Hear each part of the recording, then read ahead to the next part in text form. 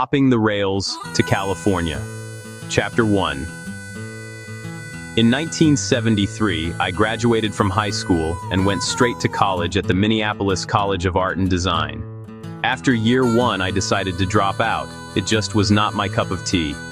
I got a good job and moved off campus.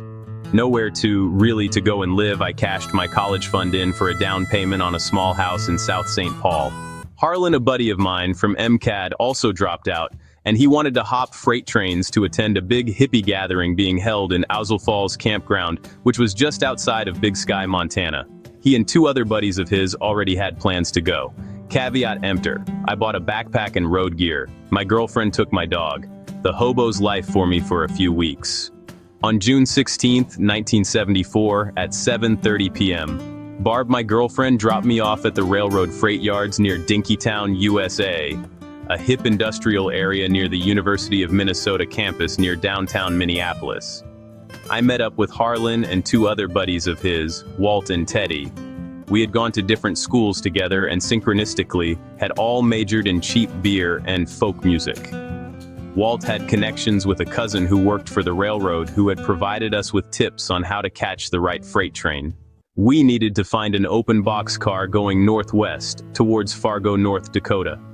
We told to be honest and polite to the brakeman who worked the tracks and to forthrightly introduce ourselves and ask for guidance. Though we're just dudes working for a living, we were college dropouts continuing our education. Honesty and showing respect is always the best policy. Most of the time anyway.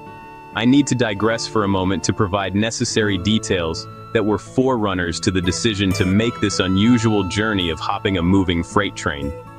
The plan was to hop a train to meet up with a bunch of hippie friends, bikers, and hikers at Big to Party somewhere in Montana, and then on the way to Southern California. Caveat emptor, I was only 19 and a college dropout. Why the hell not?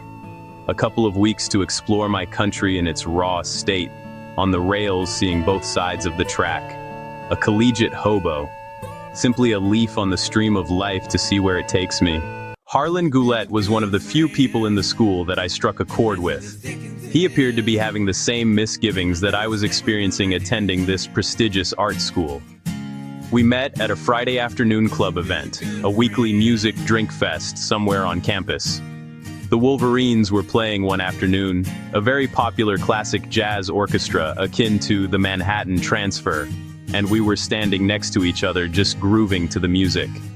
We both felt a simpatico immediately and became fast friends and drinking buddies. We floated through the curriculum to finish the year, sang Irish songs, and consumed massive quantities of beer. Harlan said to me one day, "Do you want to hitch the rails with a couple buddies of mine and go hiking to Big Music Party in a state park in Big Sky, Montana?" I said, I dropped out of school. I am down to my last bit of cash and am ardently looking for a full-time job so I can buy a house. I should probably not, but on second thought, before I get that job or purchase that house, I am taking the cash that I have left and I am going to buy a good aluminum frame backpack, sleeping bag, canteen, and pair of earth boots and go west, young man. Go west. No cell phones back in the day. Only cash, a compass, some pot, traveler's checks, and the buddy system. After Barb dropped me off, I walked into the rail yards hoping to find Harlan. I had never met his buddies, so I am looking around for people. In a parking lot adjacent, I bumped into Mrs. Larson, a neighbor lady where I grew up. I told her what I was up to. She said, "Be careful, but this is the time of your life to do it, so do it you must." It felt oddly like a blessing, and I was comforted. Not really knowing what I was about to experience, Evelyn Larson's words have always stayed with me and has assured me that the universe works for us and not against us. That we must always trust in the greater good, validated by Newton's third law of motion. That states that for every action, there is an equal and opposite reaction. Hold your course, trust in source. It will always be your best resource.